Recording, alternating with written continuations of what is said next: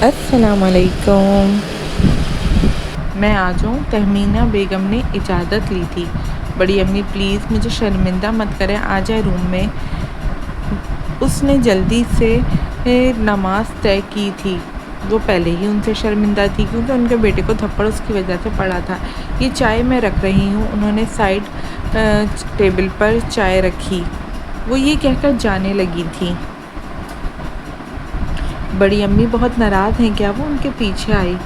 اور میں کیوں اپنی بیٹی سے خفا ہوں گی؟ وہ پلٹ کر اس کا رویا رویا چہرہ دیکھ کر الٹا اس سے سوال کیا تھا۔ سوری، میں نے کل آپ سے بہت زیادہ بدتمیزی کی تھی نا؟ وہ ان کے پاس آتی ان کے گلے میں بازو ڈال گئی تھی۔ جتنا ہم نے تمہارے ساتھ غلط کیا ہے اتنا تو بنتا ہے نا؟ وہ اسے تھامے بیڈ پر لے آئی تھی۔ اچھا چھوڑیں ان باتوں کو، ایک بات تم سے پوچھوں؟ اشنال بچے، مجھے سچ سچ بتانا۔ وہ اس کے چہرے کو کھوجتی تشویش زدہ لہجے میں بولی۔ جی پوچھیں، اشنال نے سعادت مندی سے کہا تھا۔ روشنال کا رویہ شروع سے تمہارے ساتھ کیسا تھا؟ مطلب اس نے تمہیں کچھ کہا تو نہیں؟ وہ ماں تھی اور زیر خاتون تھی، اس لیے معاملے کی نزاکت کو بھانپ رہی تھی۔ کچھ نہ کچھ انہیں پہلے ہی پتا تھا۔ آدھی سے زیادہ کہانی تو روشنال کے ایک دن گھر آنے پر معلوم ہو گئی تھی۔ وہ میرے ساتھ بہت اچھے تھے بڑی امی۔ اس نے محض جھوٹ اس لیے بولا تھا کہ ایک ماں کو اپنی تربیت پہ افسوس نہ ہو۔ مجھے جھوٹ پسند نہیں۔ اشنال سچ سچ بتاؤ، اس کا رویہ کیسا تھا تمہارے ساتھ؟ کیسا سلوک کرتا تھا وہ تمہارے ساتھ؟ تم ڈرو مت، مجھے بات کلیئر کرو۔ تہمینہ بیگم کے لہجے سے نرمی غائب ہوئی تھی۔ سچ تو یہ امی کہ میں ان کو کبھی جان ہی نہیں پائی۔ میں ان کی رفاقت میں تیسرا موسم گزار چکی ہوں اور چوتھا موسم شروع ہے۔ کبھی کبھی ایسا لگتا ہے کہ ان جیسا اچھا کوئی نہیں اور کبھی کبھی ایسا لگتا ہے ان جیسا برا کوئی نہیں۔ امی وہ میرا خیال بھی اجنبیوں کی طرح رکھتے ہیں۔ نہ میں ان کو جان پائی ہوں نہ آئندہ جان سکوں گی کیونکہ وہ مجھے پرسرار لگتے ہیں۔ وہ اپنی ذات کا ایک پہلو بھی میرے ہاتھ میں نہیں آنے دیتے۔ وہ جھکی نظروں سے الجھے الجھے لہجے میں کہہ رہی تھی، جیسے اس گفتگو کے دوران بھی وہ کوئی سرا ڈھونڈ رہی ہو۔ کیونکہ تم نے اسے جاننے کی کوشش ہی نہیں کی۔ یہ مت سمجھنا کہ وہ میرا بیٹا ہے اور میں اس کی حمایت کر رہی ہوں۔ جس طرح وہ تمہیں لے کر گیا تھا میں بہت ڈری تھی کہ تمہارے ساتھ کچھ غلط نہ کر دے۔ امی میرے ساتھ وہ اچھے نہیں تھے، وہ بہت ہی زیادہ سختی کرتے تھے۔ مجھے گھر میں اکیلا چھوڑ کر جاتے، کالج میں لوکل بس سے جاتی تھی۔ انہوں نے کبھی رحم نہیں آتا مجھ پر۔ اس نے بات کو سلیقے سے بتایا تھا۔ اچھا ٹھیک ہے، مانتی ہوں وہ لہجے کا تیز ہے، سخت ہے، برا ہے، لیکن یہ بات بتاؤ کہ کبھی اس کی غیر موجودگی میں کسی نے، مرد نے تو کیا کسی عورت نے بھی اس سے در کا دروازہ کھٹکایا ہے؟ نہیں بڑی امی، کبھی نہیں۔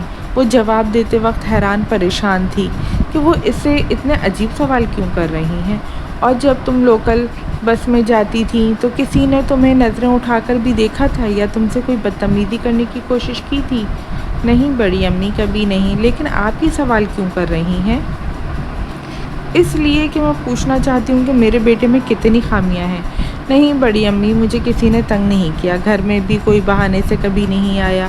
جو سچ تھا اس نے واضح بتایا۔ تو پھر میرے بیٹے کی شخصیت میں اتنا روب دبدبا تو ہے نا کہ کسی نے تمہیں گھر میں بھی اکیلے کچھ نہیں کہا اور کالج بھی اکیلی آتی جاتی رہی ہو اور تمہارا راستہ کسی نے نہیں روکا کیونکہ انہیں پتہ تھا کہ تمہارا محافظ ہے۔ اس گھر سے نکلا ایک قدم بھی لوگوں کی نگاہوں میں خوف پیدا کرتا ہے۔ پھر لوگ تمہیں چھیڑ تو کیا تمہاری طرف نگاہیں اٹھا کر بھی نہیں دیکھ سکتے۔ وہ تمہارا بہترین محافظ ہے، تمہیں کسی کی بھی گندی نظروں سے بچا لے گا۔ یہ بات سچ ہے کہ عورت کا محافظ مرد ہے۔ بڑی امی، میں آپ کی باتوں سے متفق ہوں، لیکن یہ کیسا تحفظ ہے کہ ایک گھر میں عورت کو قید رکھا جائے، اس کی سانسیں بند کر دی جائیں اور گھر کو گھر نہیں قید خانہ سمجھیں، اس گھر میں گھٹ گھٹ کر جئیں؟ وہ جرح والے انداز میں سوال کرنے لگی۔ اسے ہی تو تحفظ کہتے ہیں میری جھلی دی۔ تم شکر کرو کہ تمہیں ایک محفوظ پناہ گاہ ملی ہوئی ہے، ورنہ عورتیں ترستی ہیں محض ایک چھت کے لیے آج کل مردوں کے لیے آسان نہیں ہے کہ ایک شادی کو چھوڑ کر دوسری کرنا۔ وہ ایک عورت چھوڑ کر دوسری کی تلاش میں نکل جاتے ہیں۔ جو پہلی بیوی ہوتی ہے وہ بچوں کے لیے نوکری کر رہی ہوتی ہے۔ مرد عورت پر ظلم و تشدد کرتے ہیں۔ پتہ ہے عورت ہر وقت شوہر سے اپنی خوبصورتی کی تعریف چاہتی ہے، لیکن خالص مردوں کی تعریف تو مرد کی روک ٹوک اور مذاق میں بھی ہوتی ہے۔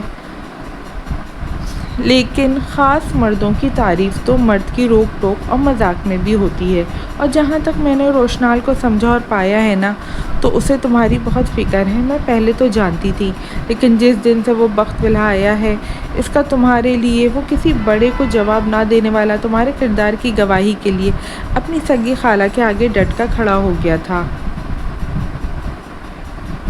خالہ بھی وہ جو کسی کی نہیں سنتی۔ روشنال نے کہا تھا، میری خالہ جان، اپنے منہ سے میری معصوم بیوی کے لیے ایک لفظ مت نکالیے گا، ورنہ میں بھول جاؤں گا کہ میرا آپ سے کیا رشتہ ہے۔ اور روشنال کے اس لہجے کی وجہ سے وہ اب تک اسے اور تمہارے علیحدہ ہونے کی بد دعائیں دیتی رہی ہے۔ جب آغا جان نے اسے کہا تھا کہ گھر آ جاؤ تو اس نے پتہ ہے کیا کہا تھا؟ میرے بیٹے نے کہا تھا کہ جس گھر میں میری بیوی کی کوئی جگہ نہیں، اس گھر میں آنا کیا دیکھنا بھی گوارا نہیں کرتا۔ اور آغا جان، آپ کے اس شاندار ولا میں میری بیوی کی کوئی جگہ نہیں ہے، تو آپ کیسے کہہ سکتے ہیں کہ میں اس گھر میں قدم بھی رکھوں گا؟ تم پچھتاؤ گے روشنال۔ ایک دن میرے بیٹے کو اس کی ماں نے مار دیا تھا، اب اس کی بیٹی بھی تمہاری جان لے کر رہے گی۔ تم دوسرے کبیر بن رہے ہو۔ نہیں آغا جان، میں کبیر نہیں بنوں گا۔ آپ میری آنے والی نسلوں کو اشنال کبیر بنانے کی کوشش کر رہے ہیں آغا جان۔ اور بابا، جب میری موت ہوگی نا، تو خدا کا واسطہ آپ میری بیٹی کو اشنال کبیر مت بننے دیجیے گا۔ اس کے دل میں احساس کمتری مت رکھنے دیجیے گا کہ اس کے ماں باپ نہیں ہیں۔ میں اپنی بیوی کو اتنا قابل بنا دوں گا کہ وہ میرے بعد آپ کی تو کیا کسی کی بھی محتاج نہیں رہے گی۔ میں اسے اتنا سخت تو بنا جاؤں گا کہ وہ آپ کے در پر نہیں آئے گی۔ کیا پتہ آپ کی اس بے وجہ نفرت میں کتنے سال برس بیت جائیں اور میری موت واقع ہو جائے، پر میری بیٹی کو اس کی نسلوں کا طعنہ مت دیجیے گا۔ جو بات ہوئی ہے وہ میں نے بتا دی اشنال۔ مجھے پتہ ہے میرے بیٹے کا عمل ضرور برا ہوگا، لیکن وہ خود برا نہیں ہو سکتا۔ اب بس کہنا یہ چاہوں گی کہ اسے ایک مرد یا شوہر نہیں، ایک ماں کا بیٹا سمجھ کر معاف کر دینا، بس میرا مان رکھ لینا۔ اگر تم آج اس کے کمرے میں جاؤ گی تو میں سمجھ جاؤں گی کہ تم نے ایک بے بس ماں کو خالی ہاتھ نہیں لوٹایا۔ اس میں بے شک تم میری ممتا میں چھپی غرض ہی سمجھ لو، کیونکہ میں ماں ہوں۔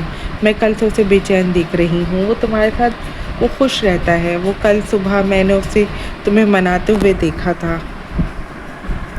اچھا، شب بخیر، میں جا رہی ہوں، میری باتوں پہ غور و فکر ضرور کرنا۔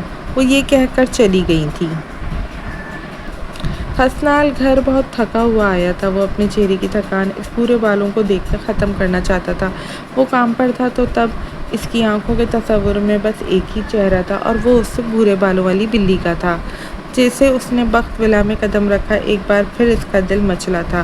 وہ تیزی سے چلتا ہوا کمرے میں آیا، لیکن وہ وہاں نہیں تھی۔ البتہ روم اتنا چمک رہا تھا کہ وہ اندازہ نہیں کر پایا کہ یہ روم منال نے ڈف کیا ہوگا، کیونکہ شادی کے بعد وہ ہر وقت خود میلے کچیلے حلیے میں رہتی تو گھر کی صفائی کیا خاک کرتی، لیکن ان دنوں وہ بہت حد تک تبدیل ہوئی تھی۔ وہ کچھ سوچتا ہوا باہر آیا تو اسے برتنوں کی آواز آئی۔ وہ ناسمجھی سے سوچنے لگا کہ وہ بھورے بالوں والی بلی کچن میں کیا کر رہی ہے۔ وہ بالکل دبے قدموں سے کچن میں آیا، کیونکہ وہ بنا آواز چلنے میں کافی ماہر کھلاڑی تھا۔ وہ اس کی طرف بیک کیے برتن دھو رہی تھی۔ سادہ سے کاٹن کے کپڑے پہنے، بھورے بال نظر نہیں آ رہے تھے جن کا وہ دیوانہ تھا۔ وہ بالکل رفتہ رفتہ چلتا پیچھے سے آتا اسے بازوؤں میں گھیر لیا۔ حسنال، تم کب آئے؟ وہ مانوس سی خوشبو پہچانتے گھبرائی سی بولی تھی، کیونکہ اس کی گرفت میں گرم جوشی تھی۔ جب آپ اس چھوٹے سے دماغ میں مجھے سوچے بیٹھی تھی، سچی بتاؤں تو 2 دن آپ کے دیے گئے تحفے کو محسوس کر رہا ہوں۔ وہ فٹ سے اسے عزت دیتا یہ کہتے اس کے صابن زدہ ہاتھوں کو تھامتے اس کے ساتھ پلیٹ دھلوانے لگا۔ حسنال، کیا کر رہے ہو کچن میں؟ اس کی تھوڑی کو اپنے کندھے پر دیکھتے اس کی بڑھتی ہوئی گستاخیوں سے گھبرا کر بولی، اچھا چھوڑیں، یہ بتائیں یہ تبدیلی کیسے آئی آپ میں؟ مطلب گھر کا اتنا کام آپ اکیلے کر رہی ہیں؟ وہ یہ کہتے اس کے ہاتھوں کو پانی سے نیچے کرتے دھونے لگا تھا کیونکہ وہ برتن دھو چکی تھی۔ کیا مطلب اس بات کا؟ وہ ناسمجھی سے پوچھنے لگی۔ مطلب اتنے خوبصورت اور ملائم اور چھوٹے چھوٹے ہاتھوں سے اتنا کام کر رہی ہیں۔ اب کی بار یہ کہتے اس کے ہاتھ کی پشت پر بڑی نرمی سے لمس چھوڑا تھا، کیونکہ میں فارغ بیٹھی بیٹھی اکتا جاتی ہوں، اس لیے میرا دل کیا خود کو گھر کے کاموں میں انگیج کروں۔ منال نے اس کے لمس سے گھبراتے نظریں اپنے ہاتھوں پہ رکھے بہت سادگی سے جواب دیا تھا، ہائے میں صدقے بھوری بلی، کیا ضرورت تھی آپ کو ان کاموں میں انگیج کرنے کی؟ مجھ سے دل انگیج کر لیتی، کم از کم ایک ہینڈسم شوہر تو مل جاتا، مطلب گھاٹے کا سودا تو نہ ہوتا۔ وہ اس کا اتنا سادہ سا لہجہ سن کر اس کا رخ موڑ کر شدت سے اپنے گلے سے لگایا تھا۔ حسنال کچن ہے یہ، اور ویسے میری طبیعت خراب ہے، یہ نہ ہو اس دن کی طرح تمہاری شرٹ گندی ہو جائے۔ کیا یہ میں کیا سن رہا ہوں؟ اس طبیعت خرابی کے سبب آپ مجھے ابا، میرے والد محترم کو دادا، ان کے والد کو پردادا تو نہیں بنا رہی؟ وہ اس کی طبیعت خرابی کا سن کر مچل اٹھا تھا۔ حسنال کیا کہہ رہے ہو؟ شرم نہیں آ رہی تمہیں اس طرح کی بات کرتے ہوئے؟ وہ اس کے اتنے صاف لہجے پر گڑبڑا کر رہ گئی تھی۔ اور وہ تو مجھے تو رومانس کرنے نہیں آئی، ابا بننے میں کون سی شرم؟ اور وہ تو مجھے رومانس کرتے نہیں آئی، ابا بنتے کون سی شرم؟ چلیں چھوڑیں، جلدی کریں، تیار ہو جائیں جلدی سے، تب تک میں ویٹ کر رہا ہوں آپ کا۔ آج ہی کنفرم کرتے ہیں کہ آپ مجھے ابا بنا رہی ہیں یا صرف لارے ہی لگا رہی ہیں۔ اس کے ماتھے پہ لب رکھتا اس نے بہت جوش سے کہا تھا، اچھا چھوڑیں، اس خوشی میں خود زحمت کر لیتا ہوں آپ کو روم میں چھوڑنے کی۔ نہیں کوئی ضرورت نہیں، میں خود چلی جاؤں گی، کیا پتہ یہ تمہاری خود فہمی ہو۔ منال اس کو پہلے والی ٹون میں آتے دیکھ کر بہت مسکرا کر بولی تھی، اور آج مجھے پتہ چلا کہ کچھ خوش فہمیاں بھی بہت خوبصورت ہوتی ہیں جو فرش سے عرش پہ بٹھا دیتی ہیں، جیسے آج مجھے بٹھا دیا۔ یہ کہتا نرمی سے اسے بازوؤں میں اٹھا گیا تھا۔ حسنال چھوڑو، امی دیکھیں گی تو کیا کہیں گی؟ وہ ماں کو سوچتے سچ میں ڈری تھی۔ نہیں آج نہیں، آج کوئی دیکھتا ہے تو دیکھنے دیں، آج میں آپ کا کوئی بہانہ نہیں چلنے دوں گا۔ پہلے ہاسپٹل چلیں گے، پھر شاپنگ کریں گے، چوڑیاں، مہندی، گھڑی ان خوبصورت ہاتھوں میں سجاؤں گے، کیونکہ میری اس بھوری بلی کی یہی تو شوق پورے کرنے کی عمر ہے۔ وہ اسے روم میں لاتے، یہ باتیں کرتے اس کو سمجھدار سا شوہر اور دل کے قریب قریب سا لگا تھا۔ جب سے تہمینہ بیگم گئی تھی وہ تب سے ساکت ہی بیٹھی اس دشمن جاں کو سوچ رہی تھی۔ جو باتیں اسے کہہ کر گئی تھیں اس کو سوچ کر وہ پریشان سی تھی کہ اس کے لیے آقا جان سے لڑا۔ وہ یہ سوچ رہی تھی کہ وہ اتنا خود کو نہیں جانتی جتنا وہ اسے جانتا ہے۔ اس نے آقا جان کے آگے اس کی محرومیوں کا ذکر کیا تھا، اس کی مضبوطی کے لیے اس پر اتنی سختی کرتا تھا تاکہ اس کے بعد اسے تکلیف نہ ہو، جیسے اس کی ماں کو طعنے ملے تھے۔ وہ خود کو بہت مظلوم تصور کرتی تھی، لیکن آج اس کی بہت سی ایسی باتیں اس کی آنکھوں میں آنسو لے آئی تھیں۔ وہ اس کی حمایت کے لیے ان کے آگے ڈٹ گیا تھا۔ اس نے تو کبھی نہیں پوچھا تھا کہ وہ کیسا ہے، وہ اس کے لیے کیا کیا نہیں کرتا۔ وہ ہر روز جب سوئی ہوتی تو نیند میں بھی اسے نرم گرم سا لمس محسوس ہوتا تھا۔ وہ کچھ دیر اس کے بارے میں سوچتی رہی، اور جب اس کی یاد نے زور پکڑا تو اس کے خفا چہرے کو سوچتی، دوپٹے کو صحیح کرتی، ٹائم دیکھتی باہر نکلی تھی۔ تقریباً 12 تو ہو گئے تھے۔ وہ پہلے روم سے نکلی، چیک کیا کوئی جاگ تو نہیں رہا۔ غیر معمولی خاموشی سے معلوم ہوا کہ سب سو رہے ہیں۔ اس کے روم میں آئی تھی جو کب کا آیا ہوا تھا، وہ جانتی تھی کہ وہ سو گیا ہوگا۔ اس نے دروازہ چیک کیا تو وہ کھلا ہوا تھا۔ اسے سکون ہوا۔ وہ آہستگی سے چلتی ہوئی روم میں آئی تھی۔ وہ صوفے پہ بیٹھے بیٹھے سو گیا تھا۔ اس کے خراٹوں کی مدھم آواز اس خاموش اور جامد کمرے میں واضح محسوس ہو رہی تھی۔ ہمیشہ کی طرح وہ کالے رنگ کا دل دادا کالا سوٹ پہنا ہوا تھا۔ وہ بالکل آہستگی سے اس کے ساتھ جا بیٹھی تھی۔ ہلکی ہلکی بلیک ریشمی داڑھی، بند آنکھوں کے سیاہ حلقے، سوتے ہوئے بھی تھیکی ناک پہ چھائی خفگی، کشادہ پیشانی پہ پڑے بال، گندمی مگر صاف رنگت اور مخصوص سیاہ بال، وہ سیاہ لباس وہ وجاہت اور دلکشی اور مردانہ دلکشی کا جاذبیت کا شاندار اور جیتا جاگتا نمونہ لگا تھا۔ وہ ستم کا اس کا محافظ ہی تو تھا، اس کی غیر موجودگی میں بھی اس کو نظریں اٹھا کر دیکھ نہیں سکتے تھے۔ وہ اس کے پاس بیٹھی اس کو آنکھوں کے راستے دل میں اتار رہی تھی۔ دل میں ایک بات انہی کی طرح چبھ رہی تھی کہ اس شخص کو کتنا غلط سمجھا۔ آج تہمینہ بیگم کے انکشاف نے اس کی روح کو لرزا دیا تھا۔ اس کا سپرمین اپنی اشو کی خاطر خود کو بھول جائے گا۔ کتنی آسانی سے اس نے آغا جان کو کہا تھا کہ اس کے مرنے کے بعد اس کو در در بھٹکنے سے بچا رہا تھا، اس کی احتیاط اور سختی کو ظلم سمجھ رہی تھی۔ وہ اسے کتنی دیر بیٹھی تک رہی تھی، یوں ہی دیوانوں کی طرح تکتے تکتے آنکھوں میں نمی آ گئی۔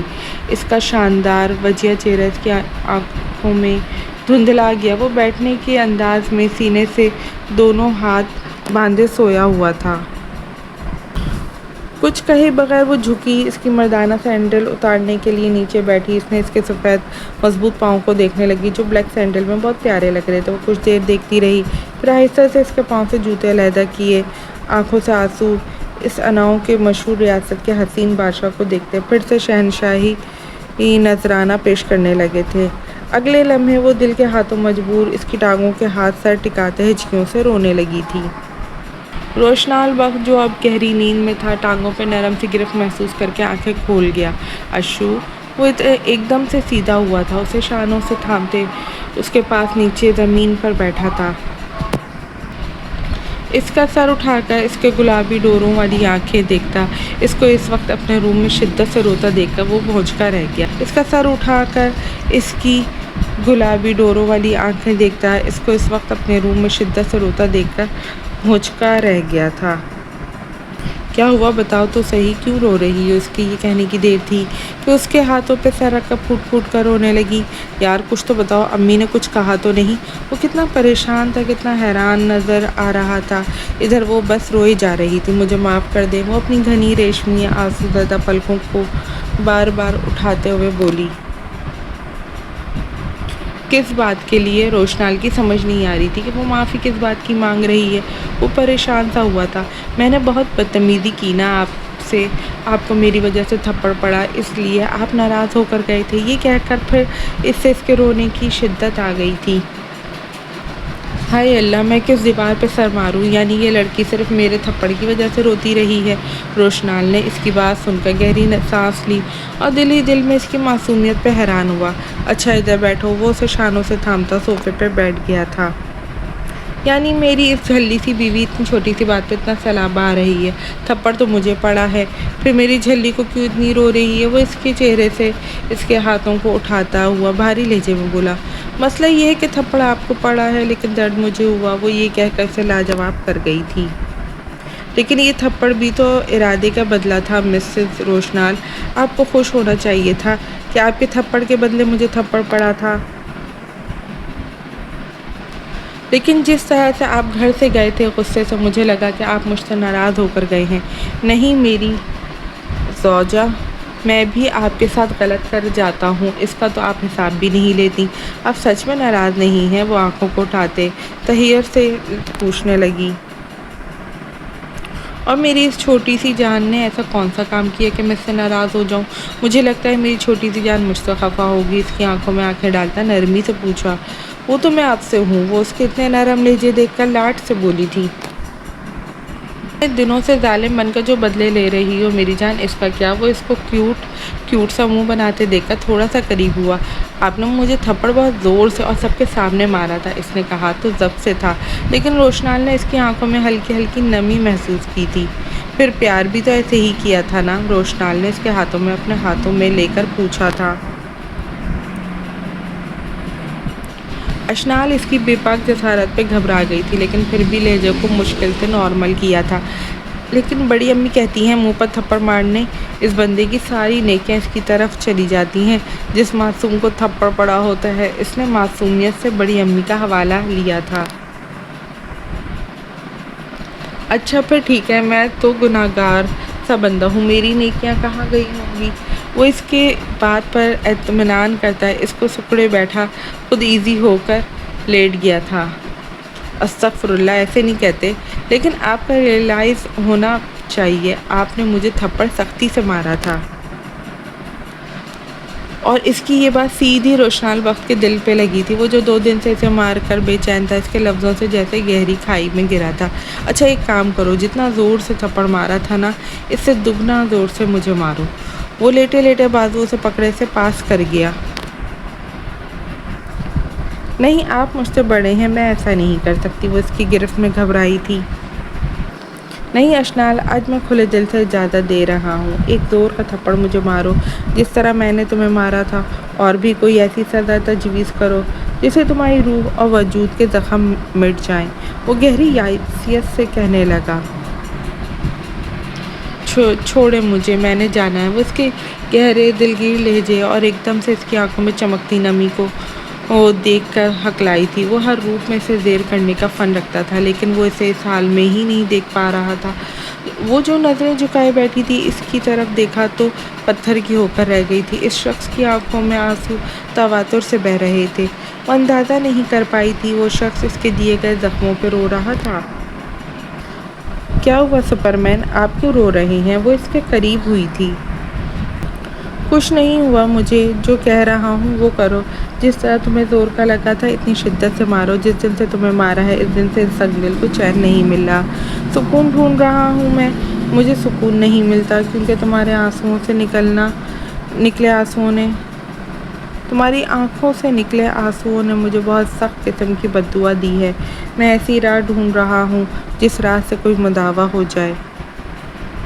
ہری اپ اشنال، جلدی کرو، وہ اتنا تیز بولا کہ اشنال کانپ اٹھی۔ نہیں سپرمین پلیز نہیں، وہ روحانی سی ہوئی۔ اشنال میں جو کہہ رہا ہوں وہ کرو، وہ اب کی بار پہلے سے کافی اونچے لہجے میں بولا۔ اشنال نے اس کے آنسو اپنے ہاتھوں سے صاف کیے تھے۔ نہیں، وہ یہ کہتے جھک کر اس کے گال پہ لب رکھ گئی تھی، پھر اس نے گال کے ساتھ گال ٹکا لیا تھا۔ روشنال ساکت رہ گیا تھا، اب اس کے اوپر پڑی، اس کے گال کے ساتھ گال ٹکائے، اس کی قمیص کے کالر کو تھامے لمبی لمبی سانس لے رہی تھی۔ اس بار بڑی امی نے نہیں کہا کہ اس طرح پیار کرنے سے بھی ساری نیکیاں پیار کرنے والے کو چلی جاتی ہیں۔ وہ خود کو چھپا رہی تھی، اس کی شوخ گمبھیر آواز سنتی اس نے جلدی سے اٹھنا چاہا تھا۔ اس کی سانسیں اتھل پتھل ہو رہی تھی، خود کو سنبھال نہیں پا رہی تھی۔ آپ میرے ساتھ ایک گیم کھیلیں گے؟ وہ اٹھتی بات بدلتی ہوئی بولی تھی۔ یہ کیا بچپنا ہے، اس عمر میں گیمز کھیلتا اچھا لگوں گا کیا؟ وہ اس کی اچانک فرمائش پہ حیران ہوا تھا۔